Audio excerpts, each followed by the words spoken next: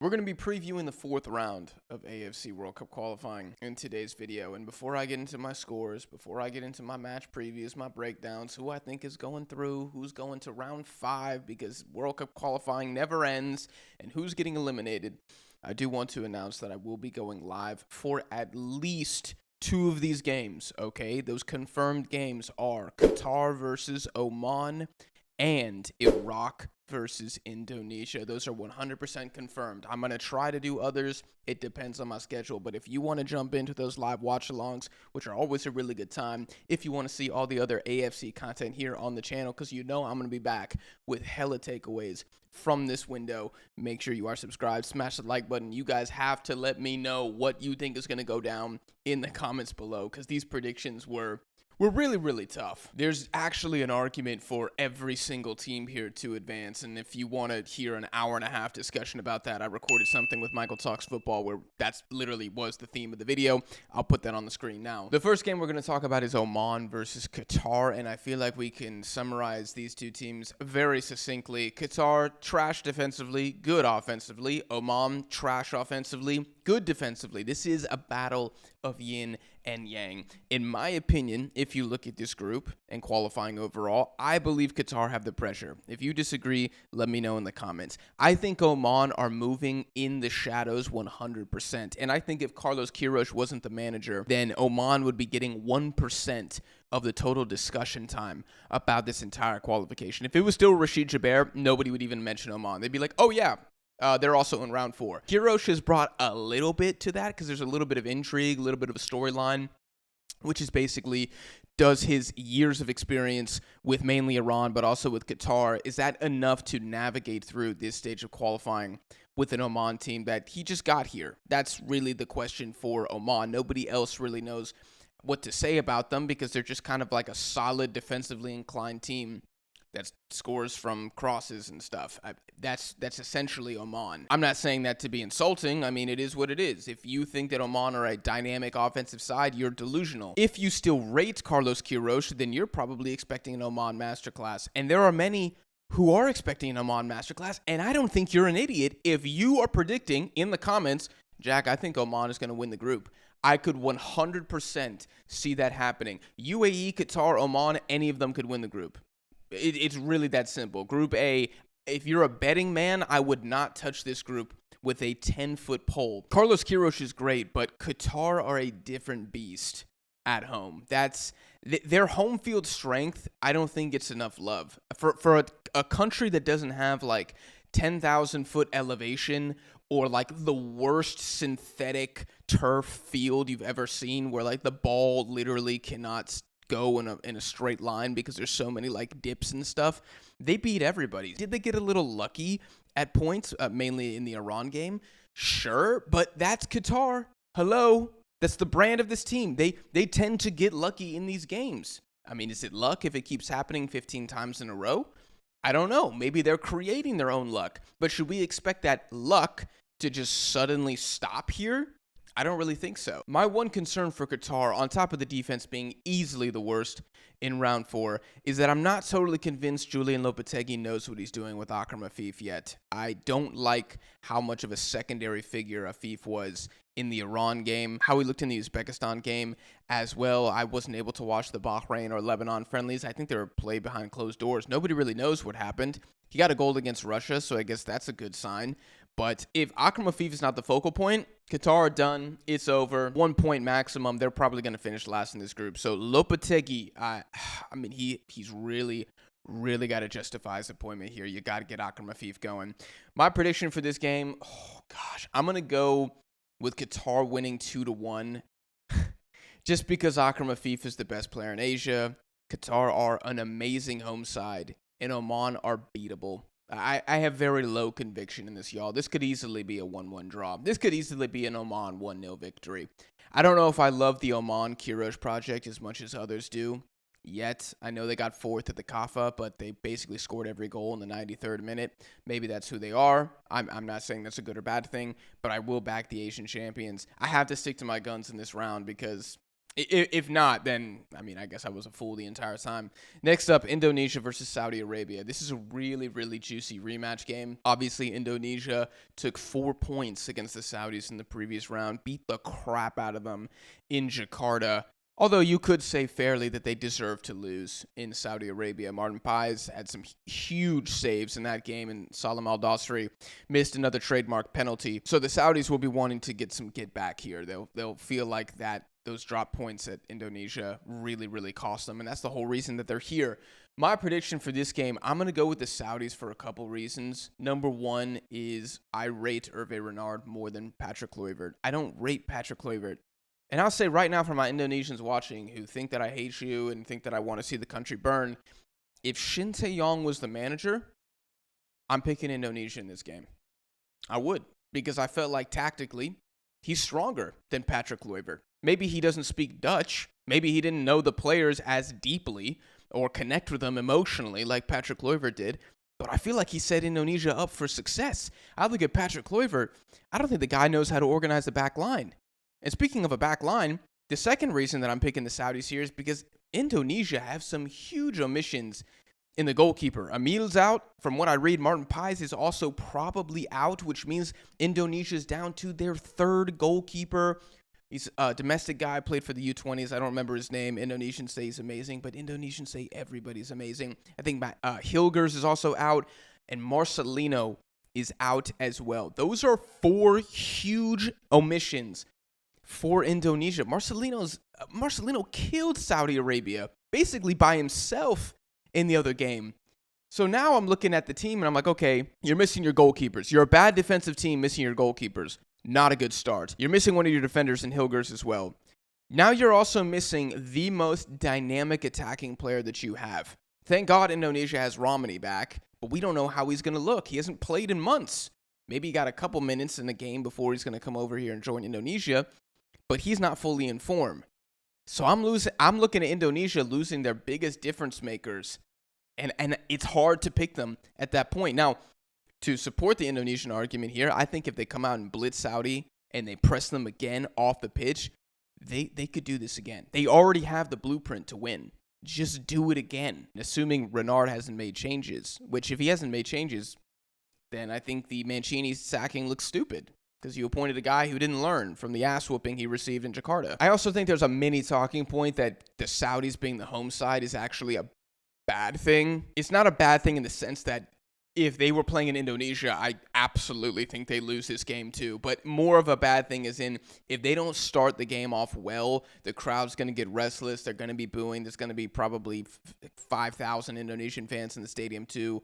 It could come to bite the Saudis in the butt. Oh man, this game's also really difficult to predict. I'm just gonna go the Saudis take it 1-0. Maybe we also see a 2-1 in this game because Indonesia have the players still to score. Oh my God, the Saudis scoring 2 goals. That almost seems unbelievable. Maybe I'll stick with the 1-0. I don't know. UAE versus Oman next. Man, these are tough games. Both of these nations sacked their manager before round 4. Both of them are gambling extremely hard on this paying off. And you know what? I actually think Oman take this game. I think this is the game that Oman are more likely to take, not the Qatar match, because I have serious doubts about Qosmin, the UAE's manager. I don't necessarily trust him. Everybody's like, he knows the players. He knows the players. Does he? Because his 11s look highly suspicious. Doesn't look like he's familiar with the Emirati players. And also, this ain't club football, bro. Welcome to international play. It's a little bit different. And Qosmin, he is a conservative manager. Do you want to play conservative football against Carlos Queiroz? That sounds like a terrible spectacle. Of course, this is going to be heavily influenced by what happens in the first game. I think if Oman score from a set piece, they win this game. But otherwise, I'm going to say this is a 1-1 draw. Moving on to Iraq versus Indonesia. I will be live for this again, so hit subscribe. I'm going to again back Iraq here, mainly because of the manager. Graham Arnold has just been here, done that, and I think it's difficult to overstate how important that experience is. I mean, Kluivert is an experience, period, much less in do-or-die World Cup qualifying campaigns, and I think you look at Indonesia, and the only team that Indonesia's beat in the Middle East in recent memory is a fellow Southeast Asian team in Vietnam. And in Iraq, this is a different type of boss that you got to take down now. In Iraq, I think, have an argument to be the most balanced team of anybody in round 4. They're more balanced than Qatar, certainly more balanced than Oman. I think they're more balanced than the Saudis as well. They have a full 11 of capable players. And I think Iraq away from home have actually been solid. Much like what I said about the Saudis, sometimes playing at home can hurt them. I think Iraq sometimes being a Basra is just too much pressure. But away from home, they beat Jordan, they beat Oman, they didn't lose to Kuwait despite having 10 men for literally the entire game. They should be feeling really, really good. They've owned Indonesia in the last, 4 games that they played each other. Now, that's a little bit dangerous because Iraq cannot underestimate Indonesia because they've recruited 30 players since the last time they played, so it's a completely different 11. And I'm not predicting a massacre here by any means, but I do think Iraq is going to take it 2-1. And I'm really fascinated to see if they can start scoring multiple goals here, which I'm hesitant to say because Graham Arnold's the manager. But, Mohamed Ali is finally starting to score again. It's not just the Ayman Hussein show, or at least it doesn't feel like that right now, but we're going to find out. Moving on to Qatar versus the UAE. Here we go again. If the UAE smack Qatar again, for the 3rd time in a row, what do we say? What does that mean? What does that mean for LeBron's legacy? No, I'm just kidding. If you look at the historical matchups between these two guys, 50% of the time it's a blowout. And I think that's because it's a very heated rivalry. People outside of Asia do not know that Qatar and the UAE despise each other, and these games get really, really heated, and momentum is massive. If one team scores early and starts bossing it, usually they just run away with it and the other side folds completely. So who has the advantage here? Well, if you think it's all about momentum, then it has to be UAE, who beat Qatar 8-1 on aggregate. You look at Qatar, they have Barsham in goal, who's the worst goalkeeper in this round. They have a defense that Lopetegui hasn't been able to fix yet. Tinte Marquez, Asian Cup winning manager, couldn't fix it. The other random Spanish dude in between, Garcia, I think his name was, also couldn't fix it. But Qatar have the home advantage, and they have the best individual player. The irony for me is that if Paulo Bento was the manager, I'm picking the UAE, because Paulo Bento was eating Qatar's lunch over and over again. So this is another really interesting scenario where sacking Bento might come back to bite the UAE in the butt. And I'm not supportive of that sacking whatsoever, and I don't like Paulo Bento. So what are the haters going to say in the comments? What have we seen from Kosmin that indicates that he can blow the tires off Qatar here? He's a hesitant manager. He's conservative. I think that's going to sink them here. If they wanted to play Bento possession ball, I think they cut through the Qatari defense. If the UAE come out here and they blitz Qatar, they win. Period. Because Qatar can't cope. They don't have the personnel to cope. If they show Qatar respect, then I think it's over. And speaking of respect, I literally cannot bet against Akram Afif, guys. And I know this is a stupid argument. I completely understand this, but I bet against him twice. And twice it has made me look like the biggest idiot on footy YouTube. And I just can't do it again. I cannot do it a 3rd time. Until somebody knocks this man out and knocks Qatar out at home, I have to pick them. I have to back them. Because I'm done being wrong about this. Kind of goes back to the Lopetegui tactics, and does he know how to really get the best out of Afif? If Afif is a secondary figure in that Oman game, change everything I'm saying here. UAE win 3-1. If Akram Afif is back to his best, I think this is either a 2-2 draw or Qatar take it in a shootout. 3-2, something like that. Next up, we have Saudi Arabia versus Iraq, which is either going to be an absolute must-watch, pressure cooker, historic AFC qualifier, or both teams are going to have beaten Indonesia. They won't be facing the threat of direct elimination from the World Cup, and in which case, I think we see a very conservative spectacle. If both teams have 3 points here, who's going to really throw the kitchen sink to try to get a win? That ain't Graham Arnold's game, I'll tell you that right now. It would probably be more of a Saudi offensive approach, which could probably benefit Iraq, because defensively they are good. They do have a strong midfield that I think counters the Saudi midfield well. This is actually a very technical midfield battle here.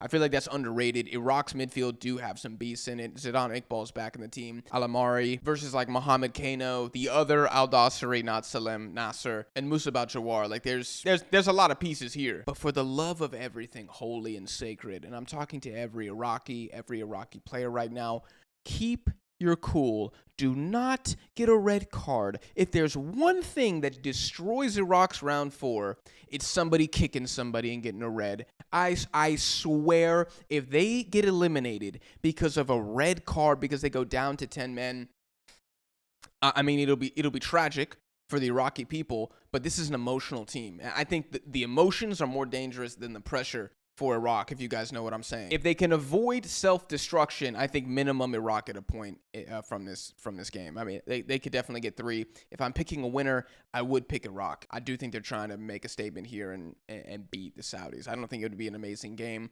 but regardless, I guess that means, based on my predictions here, that I have Qatar and Iraq with direct qualification, and then Oman and Saudi Arabia going through to round 5 with the UAE and Indonesia eliminated.